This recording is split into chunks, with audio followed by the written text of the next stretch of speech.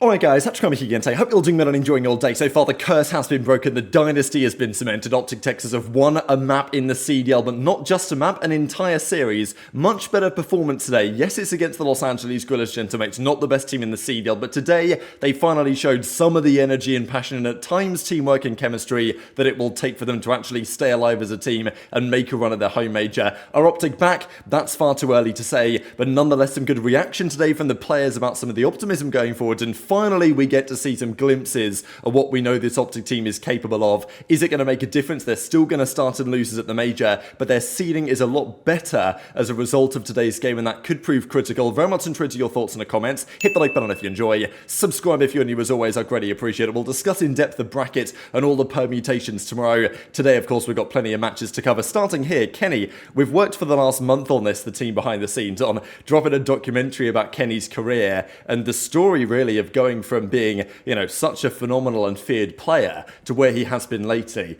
Better performance from him today. Look, it wasn't spectacular, but it was still certainly better. But yeah, we're dropping this one tomorrow. I think it's a great look back at Kenny's career and the feared player that he was to, of course, where we find things at the present day. Now, we talked about this earlier today, Hex talking about the fact that the boys wanted to move where they're playing from. Now, realistically, moving back to downtown was not a feasible short-term option, but what they did do today is change rooms. So they went from the room that they're playing in, and Prince said after the fact on the interview with the CDL that the room had like no windows, it wasn't very vibey in there, so they decided to move it elsewhere. It's one of these funny changes, isn't it, right? Because we talked about this for the last few weeks, that OpTic needed to change something. I don't even really care what it is, but they had to change something, and today they also messed around with the roles. That's certainly a conversation we'll have in a second. It wasn't, you know, super clear cut, but it's something they might be playing around with. But we talked about this a while ago, right? Change something, right? Like what Thieves did when they had their bad run in Vanguard. They wanted to turn things around. They picked up Shane as the S&D coach. They made the role swap. That was the catalyst.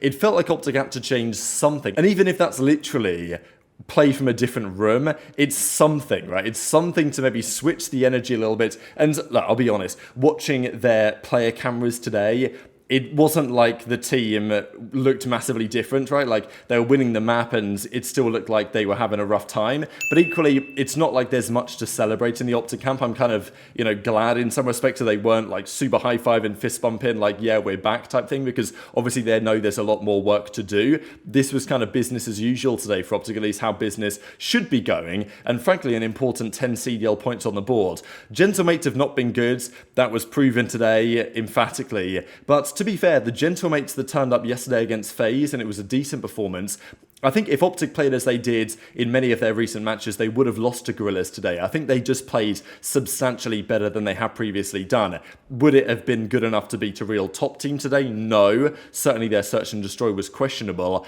but their overall performances in the respawn were good enough, and we saw that here. So HyDra hardpoints, they get to play that game one. It was an okay map set for both teams. I felt like OpTic on paper should be happy with this map set, right? And I think that they were. And the game one, they came out with some good energy compared to what we have normally seen. Brian Stats, of course, was mentioning the fact that against the LA Guerrillas team and brands, Shotzzy is 14-0 undefeated, and he certainly didn't want that to change today. So, well, he obviously locked in, as did the rest of the team. Game one, there was a listening going on, and honestly, I was impressed by the game one because it was production all over the board. Kenny ended with a nice little spree as well. He popped a nice little three-piece at times during the course of this. You know, he had a couple of kills towards the end of the map as well, which were pretty important. And OpTic, you know, like, was it perfect? No. But was the teamwork substantially better? Were they calling out much better? Like, the communication today, to me, was worlds away from what it was a couple of weeks ago.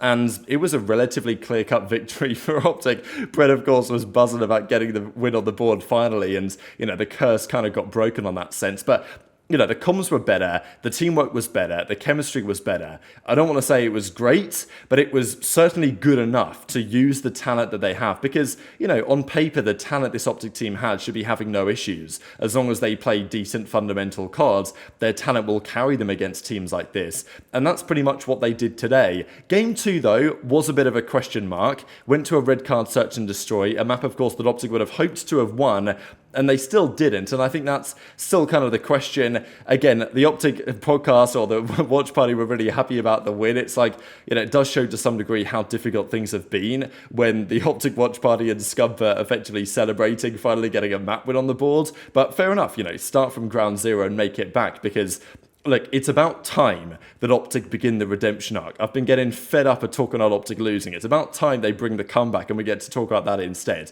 And hopefully this is a sign of things to come, because at least they get some sort of positive momentum going into the major, regardless of how hard it's been, and regardless of whether the team is still chalked regardless and they make a change after the major. It's absolutely still possible that it's kind of untenable to keep this roster. But still, there were some moments. Kenny was popping a three-piece. We haven't seen much of that. They did lose the Surge. They didn't really play great in the Search. There were a couple of moments they probably could have played better, and that is kind of par for the course right now. But the HyDra control was really good. This is a good map for Gorillas, right? This is a map that they quite like to play, and OpTic frankly just destroyed them almost every single round. It was actually very impressive, and really all the players came to play at times. Sure, Kenny was again in the negative, but it was his best series, technically, this entire stage. And in terms of impact, Kenny was right there today, I thought. The numbers never tell the entire story in cards, and I think that was certainly the case today. Kenny was making some decent plays. He was getting the kills he needed to make. Look, it is against Gentlemate, and this team is not good, and we saw much more evidence of that today. I think especially in the Game 4 hardpoint, it was kind of a rough watch from both teams, to be perfectly honest.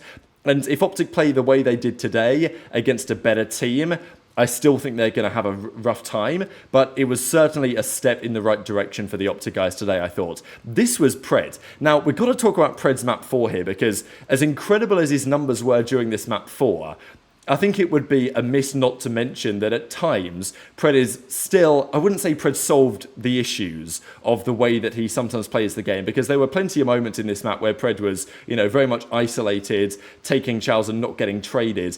And that has been a weakness. It's not just Pred's problem, it has been a general OpTic thing lately, not trading the kills appropriately. And I still think that was the case at times here for Pred. But the reality is, if you're going to go on an 11 streak and drop 41 kills, 25 deaths, you're going to have great impact regardless, and that team most certainly did. So it's good to see Pred back having a great map here, because it's been a rough stint for him. And sure, is his gameplay perfect in my opinion? No, but it was better today for sure. And Pred and Kenny, the two guys that have been massively under the spotlight, Kenny especially, but also Pred in the sense that, I mean, the reality is ever since he came back, things haven't been so good. People, of course, are trying to draw some conclusions there.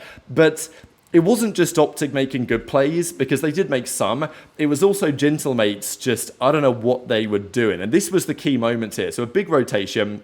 Here's Lynz in a 1v1. Dashy needs to be traded here. I mean, the reality is, 1, 3, and 2 are all the way across the other side of the map. Dashy just got a kill, and Lynz runs away to try and protect the spawns, but the problem is that now you allow Dashy to set up, get another kill in the hill, and then Lynz goes on the ultra flank here, which doesn't yield any results at all. What is his arrow actually doing? He just ring around the rosy, basically. Finds himself in the back again, still having not got a kill. His teammates are dying again and again without him even getting into an engagement. Finally, he goes down to the end of this clip and they don't get the time that they were hoping for. So, moments like that where Lynz, it's not like his numbers were good this map either, and the decision-making still is really not there for him. And, I still want to believe that Lynz could be a part of a good team, but right now it's difficult to find the evidence to suggest that it's going to be on this Gentlemates roster right now, and the idea of them, sticking with it with this kind of prospect is not really going to plan. So, a tough loss for Gentlemates, especially because they would have felt like surely if there's a time to beat OpTic, now is the time. But OpTic, they played well enough. I think that was the conclusion today. It was certainly better, right? Certainly much better. I think everything about their play today was superior to what we have previously seen. Would it have been good enough? Not necessarily, but of course they can start to make a loser's bracket run, hopefully at the home major. And the win today leapfrogs them above Falcons and leapfrogs them above LAG. So that means they're the 10th seed, which is certainly better than the 12th seeds, and potentially quite significantly so. Depends on what happens at the first round of the major. That's a question we'll dive into deeply tomorrow. But Dashy was hopping on, saying it starts with 1. It's good to see them in some better spirits. And even Dashy dropped a tweet about it and said, "We're here, right? We're finally back." Now, is it too early to say OpTic are back? I think so, and I think there were many fans, even with OpTic's woeful recent form, thinking they would beat Gentlemates today anyway, just because Gentlemates have not been good and continue to be bad. But I think it did take a better OpTic performance today to actually make that outcome a reality. And as Pred says, call me crazy, I think we can still win. Just got to be confident. They were better. You know, they weren't necessarily where they'd want to be, but that may come with time, right? And as Brian Stat says, against the LA Gorillas, against that organization in general, they've always beaten them. They've now beaten them 13 times in a row over the last 5 years. That's certainly a story. These are the numbers though. Lynz had a 0.7, Dashy with a 1.3, Pred with a 1.45, Shotzzy with a 1.07, and sure, Kenny with a 0.9. He did have the least damage in the lobby. It's not like it was a generational series from Ken, but it wasn't a 0.3. That's certainly for sure. And I think he was pretty okay on the map today. It's not like he had the greatest map 3 really or map 4, but you know, he's game 1, he certainly held his own, and after that, the rest of the guys, especially Pred on the map 4, definitely took over. Looking like they're gonna secure a map win here. There we go, boys. Let's go. Nice. Let's go, man. We're on the board. There's one. Holy shit, we're back. Let's go, man. There's one. Come on. Something to cheer about. There we go. Fuck yeah. Let's go. Dude, maybe it was the room. You imagine I act like I'm crying. You're crying and shit. You imagine? It's beautiful. Let's go. I love that map through and through. I love the communication. I like the plays. I like the team chows. Everything just looked completely different there. Yeah, that was great. But now we got to carry it into Surge. How long Let's do you keep think I it could have moving. kept? Last title, Cold War.